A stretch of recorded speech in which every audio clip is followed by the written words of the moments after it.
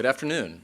Thanks for coming out and joining us today. For those of you who don't know me, my name is Hal Brands. I'm a scholar here at AEI in foreign and defense policy. But more importantly, I'm here today to introduce the star of this afternoon's show, my friend Colin Dueck.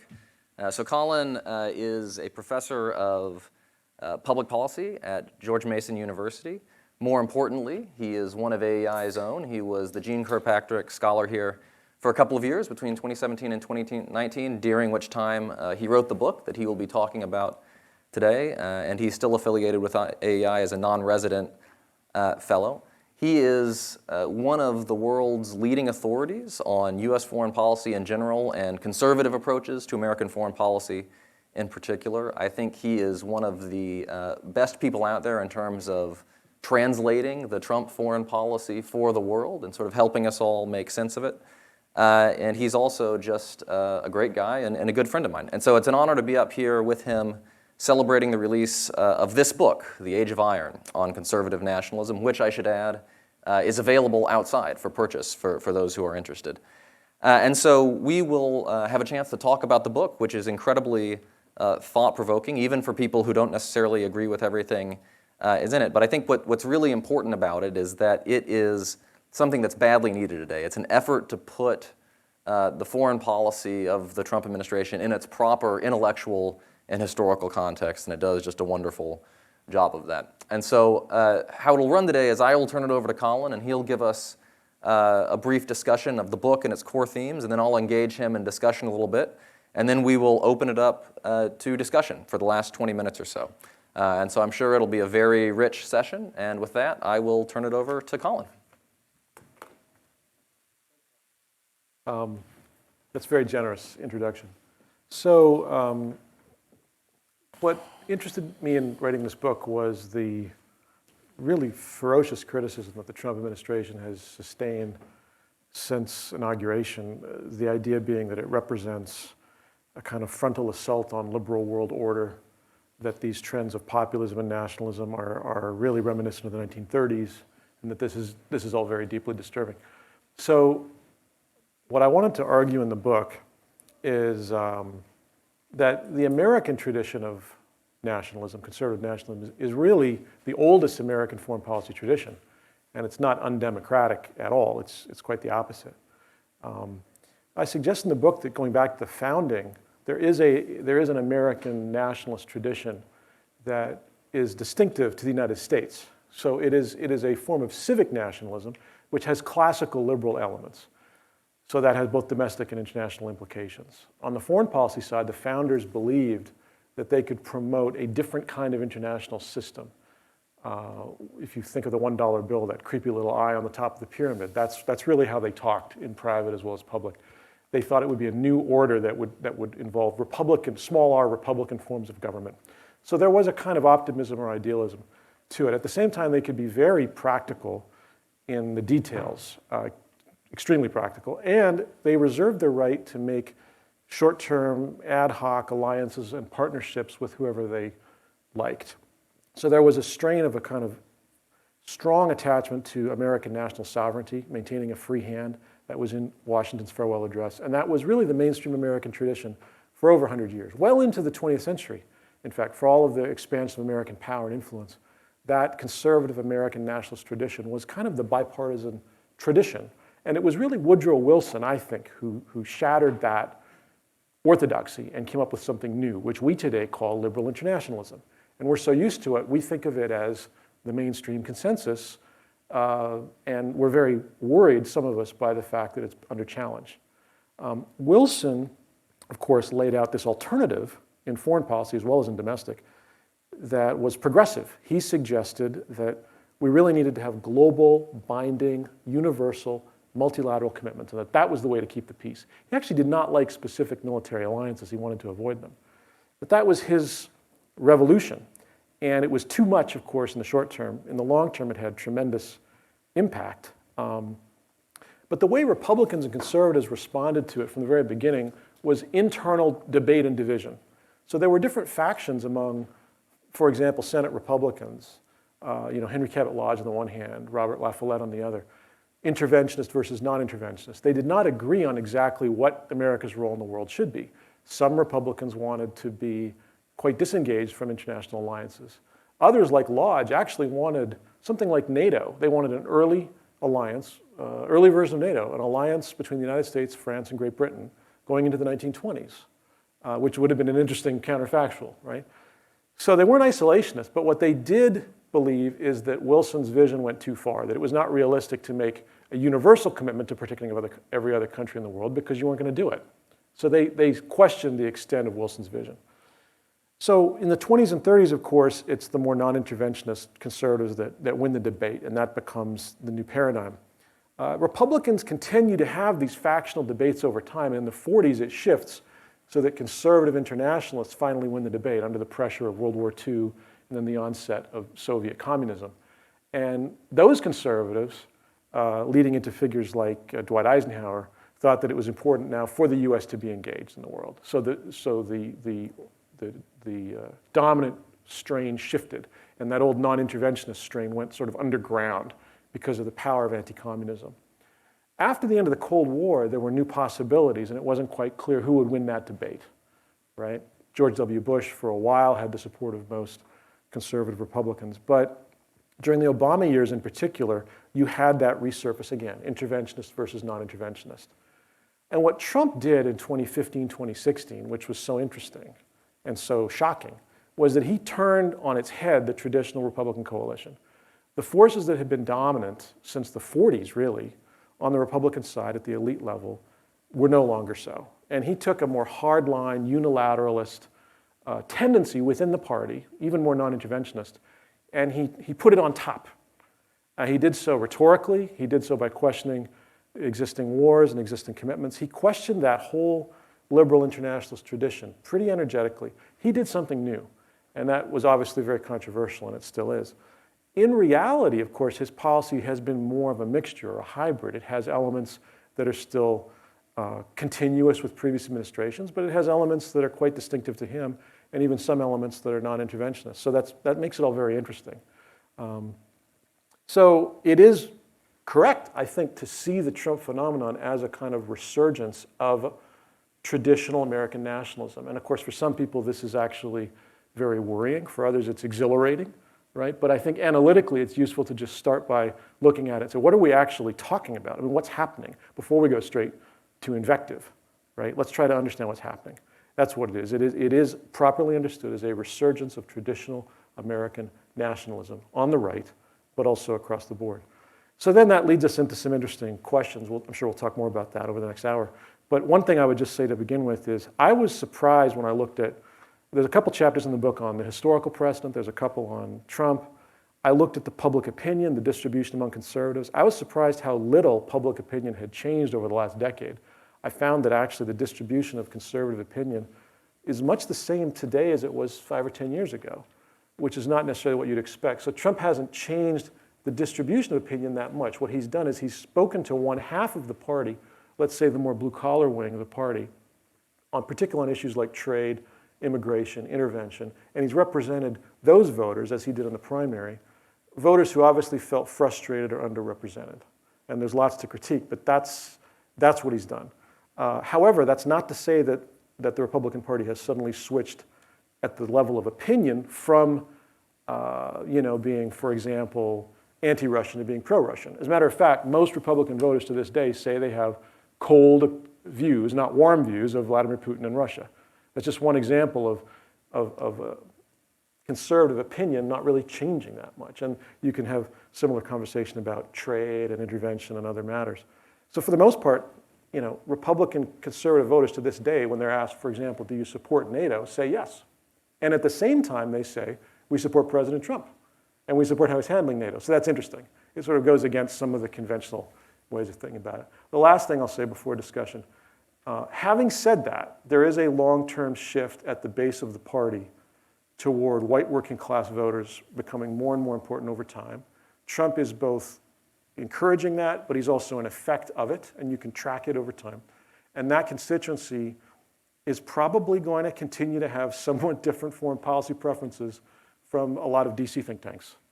whether it's on trade issues, immigration, foreign policy. I mean, the Republican Party is shifting, and that's real at the base of the party. And that debate is not going to go away. And so I would just say that the version of conservative nationalism we're seeing, we might see some different version 10 years from now. But one way or another, I think this form of conservative nationalism is probably here to stay. So let me actually pick up where you left off there, because as you were talking, I was thinking about something. So if you look at Trump, you can see him as a herald of a shift in the way that the United States approaches the world, or you can see him as a very idiosyncratic president who came to power in an incredibly idiosyncratic election. Right. And so I guess the question I would ask, if you look at where the rest of the Republican Party elites are, they are usually not in lockstep with the president on foreign policy. They are on some issues, but on the issues where President Trump, on the issues that most motivate President Trump, on trade, on alliances, there's been more daylight between him and, say, Republican leaders in the Senate.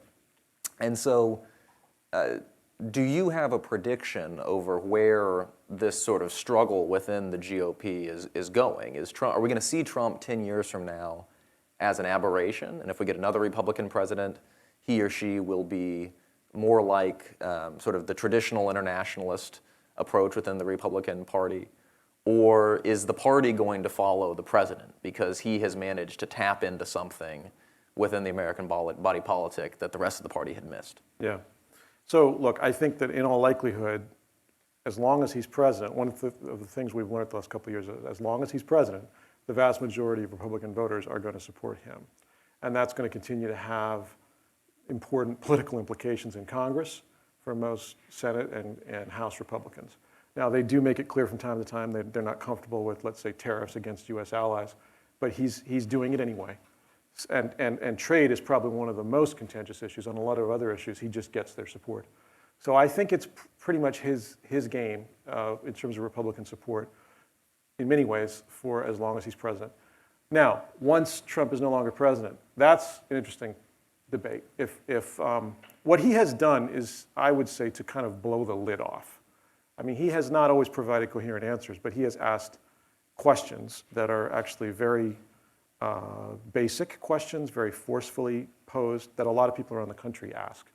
Why do we have alliances, for example? I happen to think it's in our interest as Americans to have allies, but he asked that question. And so you can't really put that question back in the box. You have to be able to answer that convincingly to the satisfaction of voters. And if there's a certain percentage out there who say, actually, I don't know why we do have all these forward-based commitments overseas, it has now been legitimated to say that in a way that was not quite valid before Trump. So it's been cracked open. So what I think you're going to have, in short, once Trump's gone on the Republican side, is I think you're going to have kind of a jump ball. It's going to be a wide open debate between more non-interventionist forces on the one hand, conservative internationalists on the other, kind of hardline unilateralists as a third group, and it is going to be a serious debate because Trump has opened up possibilities that did not exist before. Okay, so let me back up a little bit then and ask a couple of historical questions here. So one actually is kind of a philosophical question, and so you point out in the book that conservative nationalism should be seen as a foil in some ways to liberal internationalism, which has been accepted as the dominant paradigm in American foreign policy for some time. But let me pin you down a little bit on what exactly liberal internationalism is in your view, because I think it would help sort of clarify the contrast. And so let me offer two examples, and you could tell me which one better fits the point you're making. And so one is the example you mentioned, which is Woodrow Wilson, right? Which is sort of the one world approach to liberal internationalism, as you described it. The second would be kind of the Harry Truman version, right? And so this is sort of a liberal approach to international affairs, but it's blended with highly realist instincts. And when people talk today about the liberal international order, I think they're usually referring to sort of the post-1945 version of liberal internationalism as opposed to the 1918 version. So when you're opposing liberal internationalism and conservative nationalism, what is the picture of liberal internationalism that you have in mind? Yeah, good. And by the way, I actually like Truman. I think Truman got it more right than wrong. So that's a version of American foreign policy that I've always appreciated. And so the first wave of this was Wilson. The second was sort of FDR Truman, who I think in retrospect that was kind of a golden age for liberal internationalists, got more right than wrong. The third age of liberal internationalism was, I think, the post-Cold War version. So Bill Clinton, Barack Obama, and even in some ways, of course, the Bush administration agreed with the freedom agenda in the Middle East and with what you might call some Wilsonian assumptions in its own way. So that third wave, in the end, was a little more frustrating. There were military interventions that, as often as not, did not turn out as planned. Free trade agreements that, in the end, a lot of Americans felt were actually harmful. Trends in terms of losing manufacturing jobs to China, immigration patterns. So in the end, all of this caught up with the establishment in 2016. And so at the time in the 90s, it might have seemed as though, what could possibly go wrong, right?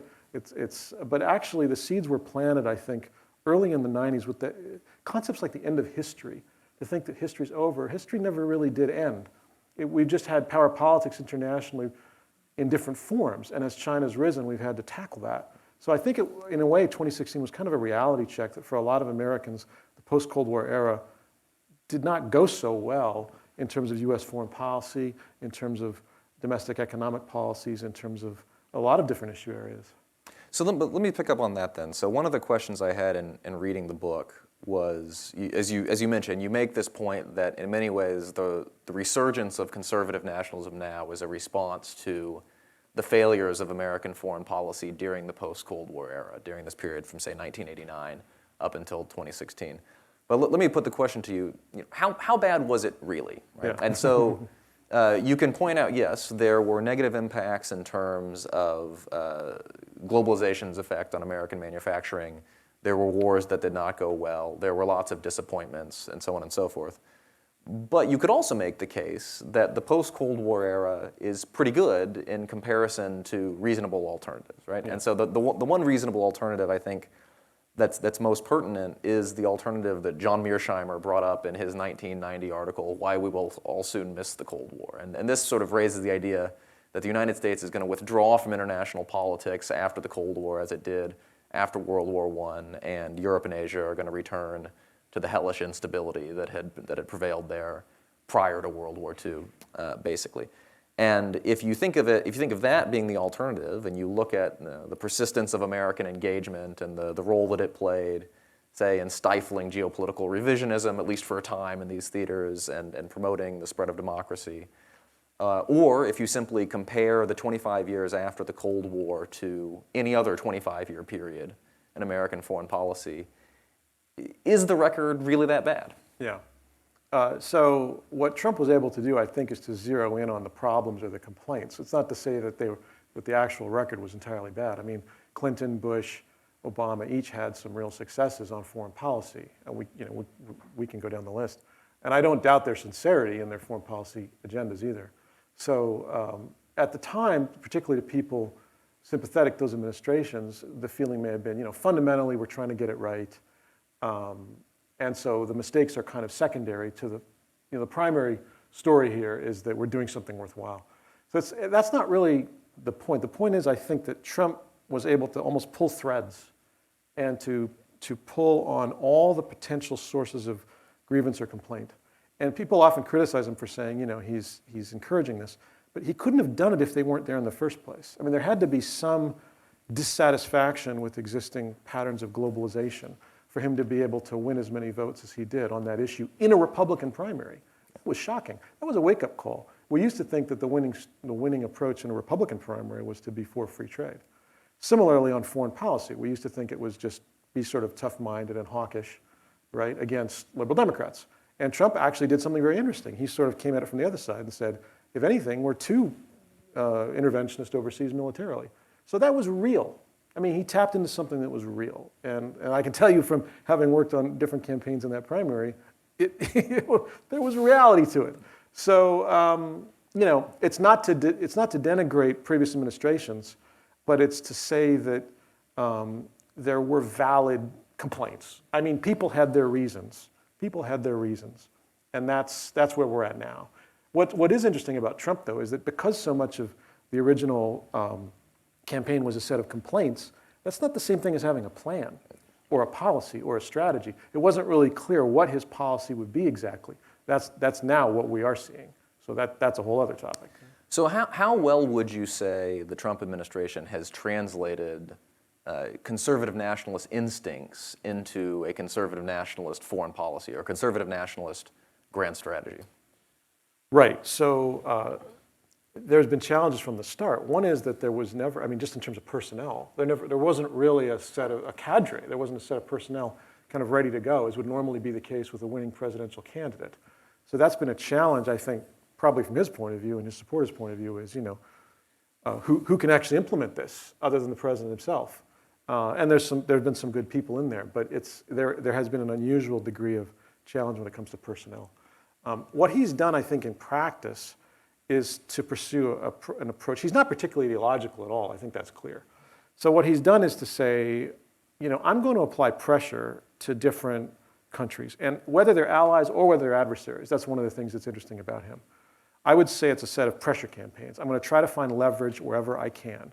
And he's willing to locate leverage in ways that some presidents wouldn't. He's willing to use tariffs on allies, which some presidents wouldn't. And similarly, he zeroes in on economic complaints, not just security ones. So it's a set of pressure campaigns where he's willing to escalate and then de-escalate up and down the ladder in ways that are quite unpredictable. But he's always leaving open the option to negotiate in the end, with the exception of ISIS. But he's willing to talk to almost anybody. He's also willing to pressure almost anybody. So these are all distinctive qualities to him. That's his approach. You could imagine some other conservative nationalist who would follow a different one. But that's Trump. So I think from the point of view of his kind of core supporters, he's doing what he said he would do. I mean, this is one of the ways in which he and his critics talk past each other. The criticism, for example, is in Washington, he's disruptive. Well, no kidding. Of course he's disruptive. He promised to be disruptive, and he is disruptive. So from the point of view of whatever it is, 40% in the country, watching him saying, yeah, that's exactly what I had in mind. He's doing what I asked. He's doing what I expected. So we're almost talking past each other, I think, in DC about what would have to be the criteria for success or failure. So let me keep going on this thread, because I think it's really interesting. And so one question that comes to mind has to do with a point that you make in the book, which is that sort of the ideational struggle for the soul of American foreign policy is not just between liberal internationalism and conservative nationalism. It's also between nationalist and internationalist elements within sort of the body of conservative thought. Right. And so you make the argument, which is eminently plausible and right, I think, that the most successful Republican presidents have struck the right balance between nationalist and internationalist inclinations. Yeah. And so how would you rate the Trump administration in terms of striking that balance? Right. So just as a side thought, I would say my favorite presidents historically, Teddy Roosevelt, Dwight Eisenhower, Ronald Reagan, I think they did a good job, and I talk about that in the book. I think with Trump, I mean, obviously, he's very popular among Republican voters. With opinion leaders, it's more controversial. There's always going to be a percentage of conservative opinion leaders who just aren't on board. And so it creates the impression that there's tremendous internal debate, when in reality, maybe 90% of Republican voters support him. So, there's something about his style and his manner and his policy choices that is particularly controversial at the elite level, right? Which makes it hard. I mean, this is not an administration that's ever going to be popular with the country's, postgraduate, urban, chattering classes. It just isn't, okay? Even among a certain percentage of Republicans. But in terms of uniting Republican Party support, I mean, he's basically got it. He's never really been able to go beyond that low 40s percentage. He's never, Democrats have no use for him, and independents, it's a mixed bag. But at the same time, he never really goes down. I mean, it's just been extraordinarily stable. So he has a coalition. It's very steady. He may very well be reelected with that coalition. He's got a small base, but it's quite committed to him. Right. So let's talk a little bit more about the politics of conservative nationalism today. And so one of the points that you alluded to in your remarks, and something that's developed at length in the book, is the idea that Trump essentially shattered the existing Republican balance of power on foreign policy, and he assembled a coalition that was either new or old, depending on how you look at it. So maybe you could say a little bit more about the politics of Trump's foreign policy. So who are the elements within the Republican coalition that he most appeals to? And how stable is this coalition over time? Does this represent sort of a new dominant coalition within the Republican Party, or are there fissures there that might become more pronounced as time goes on? Well, it's interesting. So if you think about in Congress, there's a distribution, right? You have, let's say, a Rand Paul on the one end of the spectrum, who's clearly more non-interventionist. Rand Paul's view as a libertarian would be, we should probably be doing less in the Middle East than we are now, spend less on defense, if anything, and certainly stay out of conflict, any new military conflicts. Rand Paul's take on Trump, if you notice, is quite positive. He says, I support the president, I like what he's doing, and then he, from time to time, makes suggestions or criticisms, okay? On the other end of the spectrum, Lindsey Graham. He would be on the very other end of the spectrum. Lindsey Graham would be more of a kind of Bush-McCain, right, type of Republican who's really quite hawkish, would like to see hardline policies on Iran, on North Korea, on Russia, you name it. High levels of defense spending. Lindsey Graham similarly says, I support President Trump. I think he's basically got it right. He's better than he gets credit for. At the same time, I will tell him when I think he's mistaken on specific issues, right? So Lindsey Graham will be outspoken on Iran and say, here's what I think we should do. But that's a pretty broad coalition. If you're able to say most of the time that you've got Rand Paul, Lindsey Graham, and everybody in the middle on the Republican side saying that they consider themselves Trump supporters, that's pretty stable, actually. Now, what happens next? I would say, long term, whatever Republican president comes next after Trump will make a new coalition and will have a different personality and may have some different policy priorities. So they will have to start over again. And there will be an opportunity for them to do so. And so it would look a little different, probably. But let me push a little bit more on this, since you mentioned Iran, because the way that you described sort of the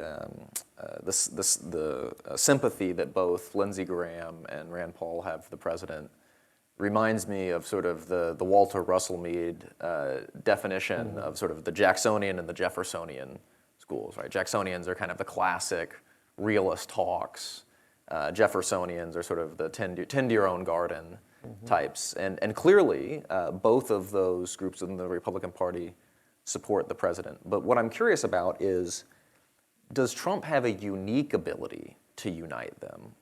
Or is there simply more ideological sympathy between those groups than we might imagine? Because that seems to be crucial to determining whether this will outlast Trump. And the reason this is relevant to Iran is that you can see some of the cracks in that coalition opening up over Iran, where I imagine sort of the Tom Cottons of the world are relatively displeased that the president has not responded to Iranian provocations in more forceful fashion, even if he won't say so publicly.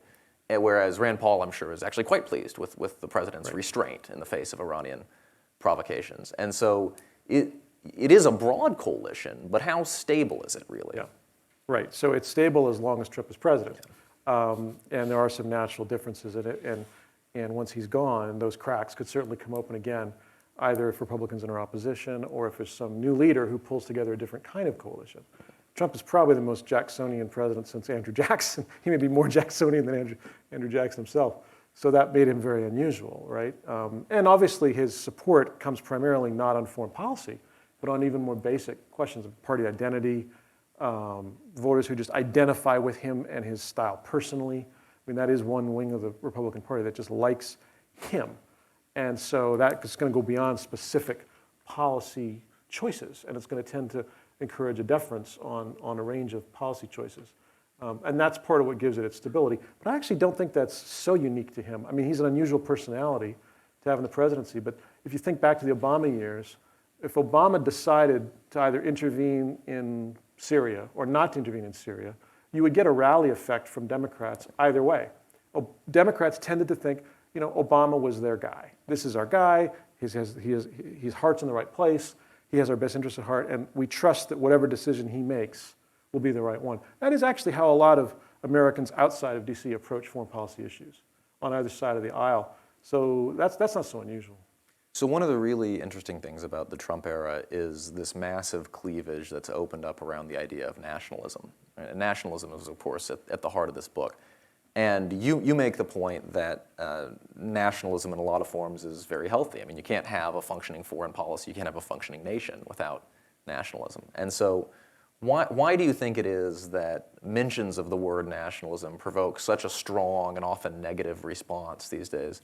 And what is it that critics of, say, the president, when he identifies himself as a nationalist, what are they missing about that concept? Yeah, well, this is a major motivator for me. So I think often when people use the word nationalism, particularly academics, they mean the 1930s version. They mean Nazi Germany and hyper aggressive, fascistic, authoritarian, maybe even genocidal, and that creates this intense comparison over and over again to that period.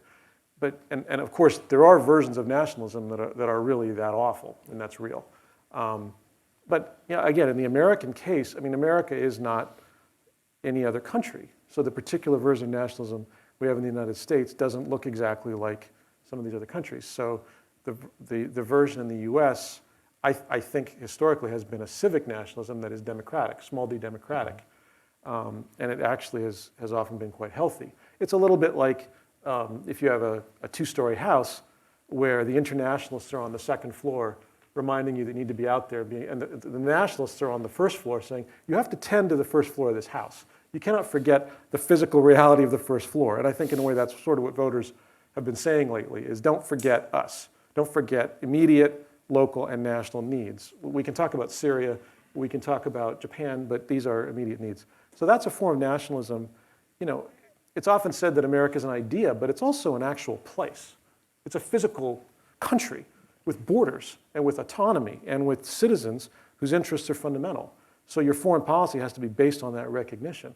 So I think in that sense, nationalism just starts from that recognition that America is actually a nation state, and that is not there's nothing sinister about that, just the opposite. It's a form of patriotism or love of country.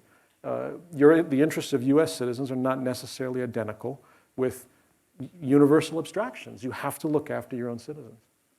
So one of the really fresh and thought-provoking aspects of this book is your appraisal of Trump's foreign policy, not just in terms of situating it within the historical tradition, but also sort of making sense of what you think are the positive aspects of it, and then also some of the weaknesses in Trump's foreign policy. So to kind of bring us back toward the present, what would you say are the chief strengths of the president's foreign policy, or the things that he's gotten right, and what are the chief weaknesses or the things that he's gotten wrong? Okay, so I think strengths, I actually like a number of these pressure campaigns. I think the devil's in the details, but I think the basic concept of applying pressure to China or pressure to Iran or North Korea is sound, and then you have to get it right, obviously.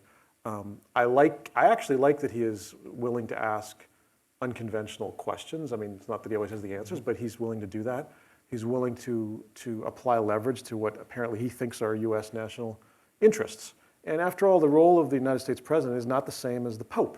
I mean, a United States president is there to represent, US interests. I mean, that's really the bottom line. So I don't see the US president as a kind of transcendental figure who's there to sort of rise above all national differences and somehow bring everybody together. That is actually not his job. So I think he gets that.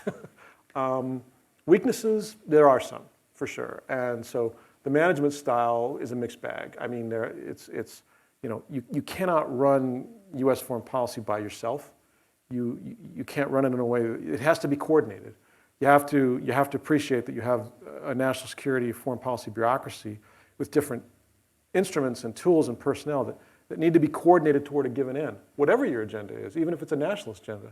So you have, in order to have a successful resolution of negotiations with other countries, that has to be well coordinated and well informed. So that's sometimes been a challenge.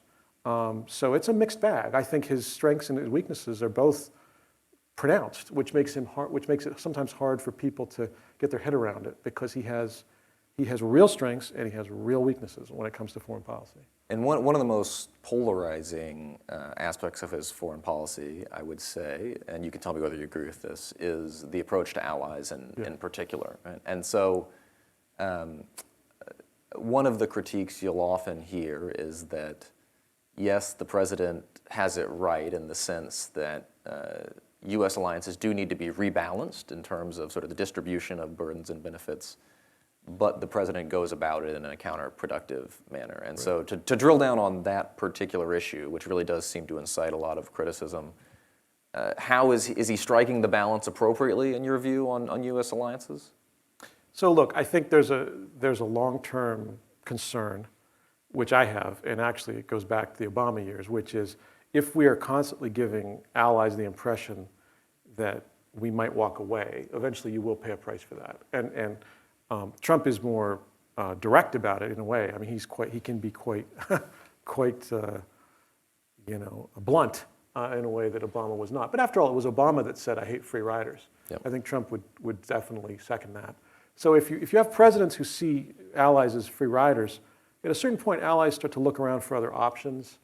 They do have other options. I mean, they might end up responding in ways that you don't like, that aren't in American interest. They can reach out and make new arrangements. Worst case scenario, they can cozy up to regimes you don't like very much. So it's a concern. It is absolutely a concern, and I talk about that in the book as well. I think it's fair to ask allies to do more. I mean, the Germans in particular, it is frustrating to watch, having made these commitments to 2% spending in 2014, and lately they've just clarified that they're just not going to do it. So that, I think, is frustrating for any American. But having said that, there are more or less skillful ways of communicating those concerns. Yeah. All right, so one more question, then I'll open it up to the audience for questions.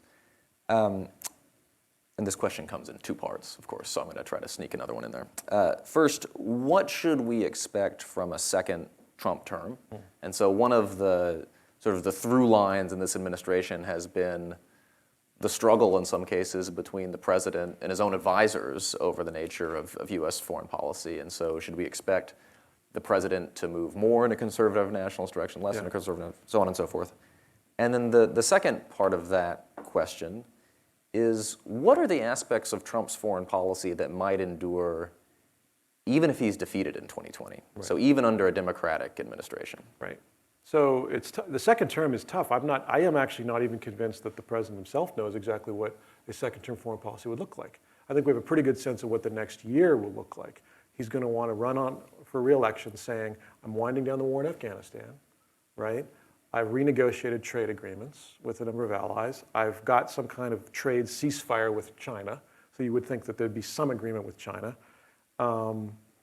I've rolled back ISIS. That's kind of the re-election campaign. I've stayed out of trouble, no new wars, right?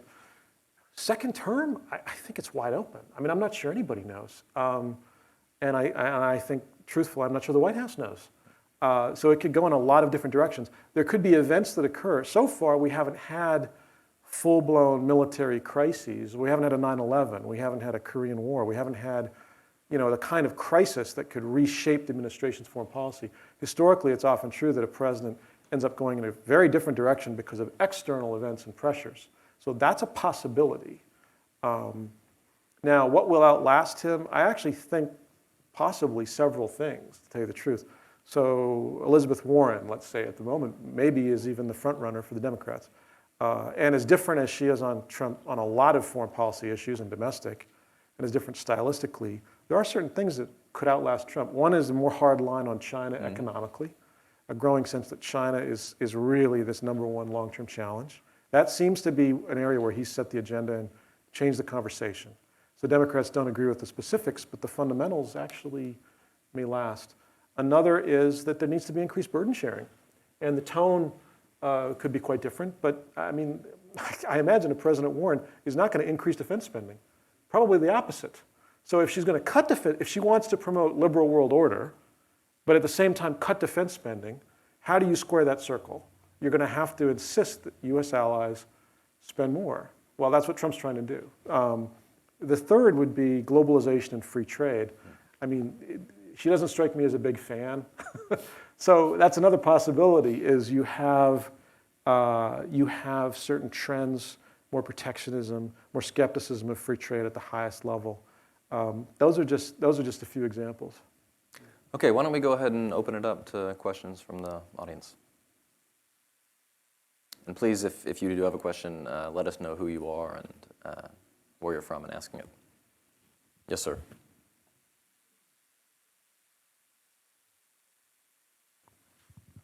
Please forgive me for asking a question without having read the book, which feels borderline irresponsible. But I wanted to ask about Trump, not in democracy promotion, but sort of enthusiasm for democracy, because in that sense, he seems to me really radically new, even by the 19th century standards that you lay out. He's pragmatic, he defends the national interest. There are many ways in which I agree with you that he is building upon a pre-existing tradition, but I've never seen or studied an American president who just seems so unconcerned with the issue of democracy. And you could take that a step further and say that there are pronounced authoritarian tendencies in his character, in his speech patterns, and in his manner of diplomacy. Perhaps I've misread things, and you may disagree with that assessment, but if there's any truth to what I say, does that resonate with the tradition, or is that out of tune with the conservative nationalist tradition? So I guess I'd say the following. The mainstream conservative nationalist tradition, going back to the founding, has always laid out the idea that it would be best if popular self-government spreads. And we don't necessarily do it by military force, but we sincerely hope it spreads.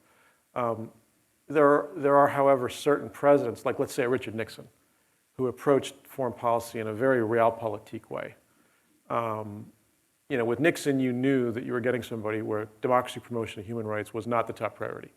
Rather, he was going to emphasize kind of retrenchment, great power politics. He wasn't an isolationist, but Trump has certain Nixonian qualities, I think, in that sense. I mean, I'm struck by the similarities there. So the Trump administration, in some cases, does actually talk about and act on human rights issues. There are some cases over time. It's varied, but Iran, in some of Trump's own speeches, North Korea, the Middle East, religious freedoms. But I think you're right on one thing, which is Trump himself doesn't give the impression that this is his top priority, and I don't think it is. I mean, it is clearly not his top priority. He doesn't start by looking at international relations as an arena where the U.S. must promote democracy and human rights. That is just not his starting point. His starting point, I think, is, if anything, we need to push more narrowly defined U.S. material interests more aggressively, even against our own allies. So cutting new deals on trade with allies, with China, trying to get allies to spend more, sort of a businessman's perspective in a lot of ways. So I think there is in that constant tension between realism and idealism in American foreign policy, he clearly comes down on the realist side. No question about that. I mean, so on that point, I think that's correct. Yeah. Luke Strange, I work here at AEI. Colin, you talked about a jump ball for future conservative responses to foreign policy challenges. And you mentioned a lot of areas of potential convergence. Yeah. What are some possible discontinuities in approaches that future presidential candidates would places where they would try to find some distance from the president's agenda? Yeah. I expect that there will be. You could easily see, I expect you will see, future Republican candidates arguing for differences in tone and style and management process. That's most likely. You could also see some candidates saying, I think now that the cycle has turned, we need to press human rights more assertively. There's going to be a range of options. There's going to be some who argue for increased military spending and greater pushback against Russia, and there'll be others that won't. If you get, let's say, the next Rand Paul, whatever non-interventionist, follows Rand Paul. So there's going to be a wide range, and I think that some of these people won't look like Trump at all. As a matter of fact, Trump is unique, right? Like every president. So none of them will look exactly like Trump. And precisely because in American politics, partisans tend to follow the president's lead, when that person wins whoever is the next Republican president, if they win the nomination and the presidency, they will actually gather a fair amount of support from other Republicans once they're in the White House, just as Trump has done. And then that Republican foreign policy will be the next version, just as Bush was one version and Reagan was another.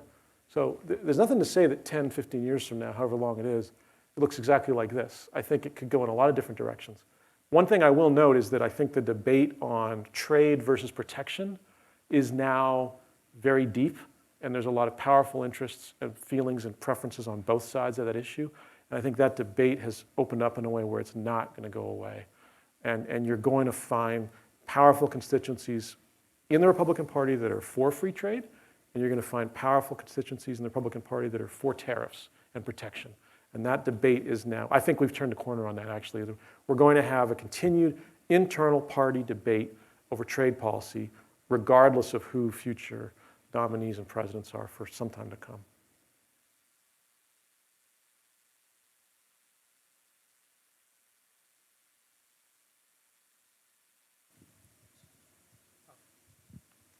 My name is Dominic. I work at the Leadership Institute. I'm very excited to read this book, but I wanted to ask, what led you to name it The Age of Iron? Because when I think of iron, it sort of provokes an idea of like Prussia or something like that. So I was just curious what led you to. Yeah, it's based on an ancient Greek myth. Hesiod wrote about a golden age, and then that goes into a silver age, a bronze age, and finally an age of iron. So it's very different from the modern liberal. I think one of the characteristics of modern liberal theory is that history always moves upward. The arc of history moves up and forward, and then there are bumps and obstacles, but basically things continue to get better. And the ancients didn't necessarily see it that way. They thought it was possible you could actually have regression in a serious way, or that it could be cyclical. So what I'm trying to suggest in the title is that there was a kind of golden age in the 40s for the Wilsonian tradition, but that's quite a while ago now, and that we've had for several years a shift. There's great power competition, skepticism about globalization, shifts in power from the Atlantic to the Pacific, and Trump in a way is as much an effect of these things as he is a cause. So it's an indicator of something, which is that golden age is a long time ago. And I'm sorry to have to say this, but I think we are in this new age, and we have to get our head around it. And I think Trump's election, the very fact that such an unusual personality could be elected president of the United States, should force us to ask, what made this possible? What powerful structural forces, what shifts in public opinion allowed for this? Right? We're in a new era now. I do believe that. In the back. Hi, thank you so much for your talk. I recently graduated from the Yenching Academy of Peking University in China, and my name is Erin. I guess we're supposed to introduce ourselves as well. And one of the things I've looked at a lot is cybersecurity, in particular with attacks from Russia and China and widespread theft of data. And I was wondering, since these issues have not really been a priority under the Trump administration, what is the future of conservative policy towards non-traditional security threats? I think there are a lot of Americans across party lines, left, right, and center, who see cyber attacks as a top priority. It's interesting if you look at polls like the Chicago Council, just came out a few weeks ago, and actually it was one of the top concerns that Americans have, along with terrorism and nuclear proliferation. So people are aware, and other non-state threats. Actually, if you think about those three, terrorist, cyber, and nuclear, in a way, there's 2 or 3 non-state threats, depending on how you define it. So if anything, it's harder to get people to focus on China. China wasn't even in the top 10, actually, of those challenges. So it might be a little bit harder to China seems like a long-term great power challenge, which is something that we sometimes talk about at think tanks, but it's maybe a little less vivid for the public at large.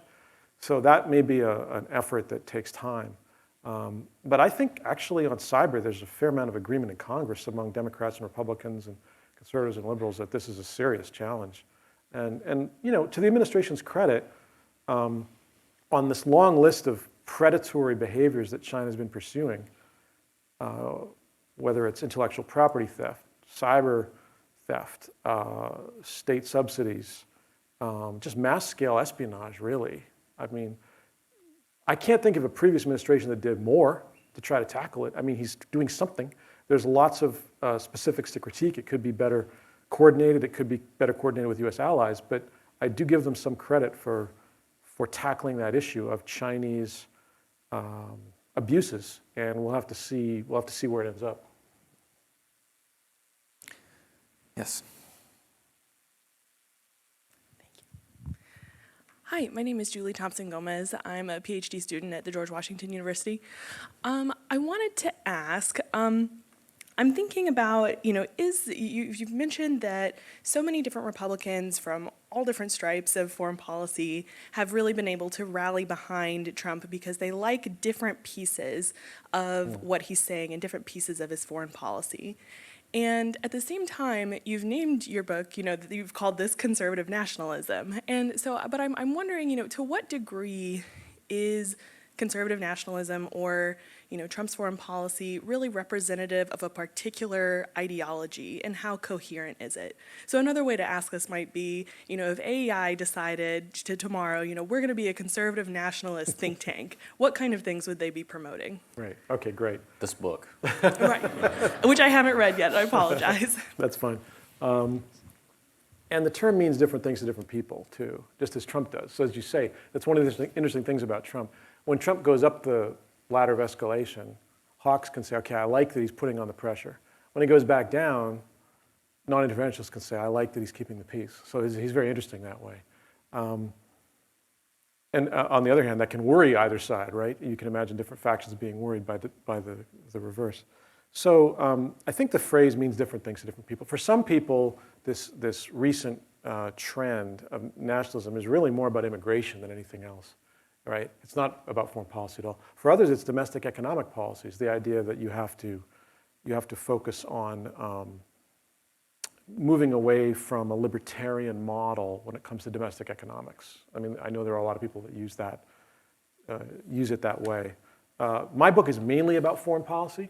So what I'm trying to suggest is that nationalists can agree or disagree about specific choices, but the starting point is a little bit different from, say, the Woodrow Wilson starting point. In other words, the starting point is not how do we best promote liberal world order.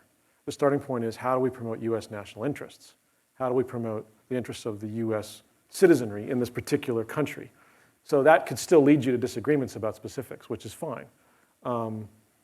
So I don't envision that AI is suddenly about to become a nationalist think tank. But after all, there are elements, if you think about it, think tanks like AAI stand for American leadership in the world, which is not entirely inconsistent with a certain form of conservative nationalism. I mean, I would say that the leaders I mentioned earlier, like Reagan, right, Teddy Roosevelt, were actually able to do that. And there are some people, I mean, John Bolton believes in, I mean, he is an American nationalist. At the same time, he believes in American leadership.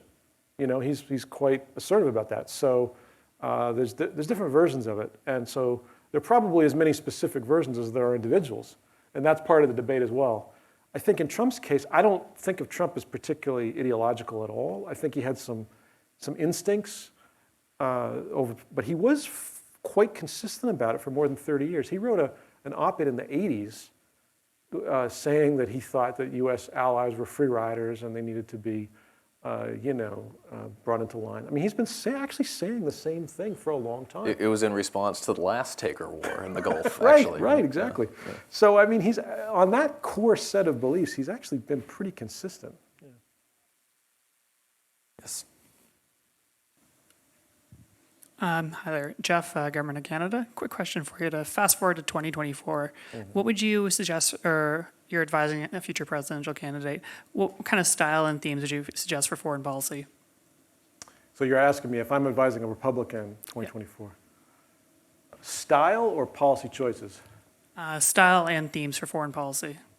Okay. Well, there's a long list of things. I mean, I have, the last chapter of the book is policy recommendations. So, I think we have to recognize that, for example, our allies, it's better to have allies than not. So I would start from the assumption that the U.S. is safer, it's in U.S. interest economically, strategically, to maintain this alliance system. Now, some of these allies can be quite frustrating. Pakistan, for example, can be frustrating. But the core alliance system, Europe, Northeast Asia, Canada, some of our Middle East allies like Israel, and partners, we are better having those alliances than not. So you've got to get the tone right, and you've also got to get the substance right. I don't think it would be in our interest to just roll back the US presence and dismantle these alliances. So basic advice I would give candidates is what I've been doing for years. I would say, there has to be some respect for these allies. I mean, literally respect in terms of tone, but also understanding of the fact that you in the end, as frustrating as alliances can be, you'll be a lot worse off if you don't have them. I mean, our alliance system, I think, is a little bit like oxygen. We will notice when it's gone. We will notice when it's gone. So I'm concerned that we haven't paid enough attention to our allies for many years, as a matter of fact, predating Trump. And so that's the heart of it. Beyond that, though, some of the talk about liberal world order goes way beyond that. And it goes to specific policy preferences that are often controversial even within the US, and sort of this set of initiatives that aren't really about those core alliances.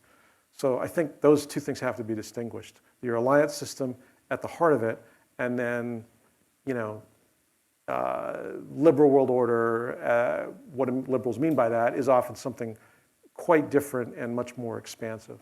Yeah. So we're reaching the end of the time, but let me just conclude by asking you one final question. And this one's totally unfair because it's driven by today's news, and so you've had no chance to think about it. Sure. But Yeah, a little bit. as anybody who's been following Twitter or reading the internet today knows, we're entering a particularly fraught, intense political moment right now. The momentum for an impeachment inquiry has increased considerably over the last week and over the last 24 hours. So does this have any implications for U.S. foreign policy over the next 16 months? It absolutely does. I mean, look, a couple things. It's going to be even harder. I mean, obviously the mood in Congress has been polarized and partisan to an intense degree already, but this is going to make it even harder to pass bipartisan legislation. For example, the new NAFTA. I mean, I wish they would pass it. Again, to the administration's credit, they did sign it with Canada and Mexico. It was already sort of a coin toss as to whether it would get through. This makes it less likely. That's unfortunate. I think that's really unfortunate. This is the sort of thing we should be doing, and I hope congressional Democrats can find the votes to still do it, in spite of the mutual antipathy here between the two sides. And there's going to be other cases as well where it's just going to make it more difficult. I hope, for example, that our policy toward Ukraine isn't fed into the impeachment meat grinder, because there's actually been a fairly broad coalition in Congress in both parties to support Ukraine, right? At the level of US policy, support Ukraine economically, militarily, diplomatically, support the independence of Ukraine relative to Russia. I hope that stays intact, but Ukraine could now get fed into this as well, and that would be unfortunate. So that's all the time we have, but it's been an incredibly rich discussion, and I've enjoyed it immensely. The book is called The Age of Iron on Conservative Nationalism. You should pick up a copy outside if you haven't had a chance to already. And Colin, thanks for being here with us today.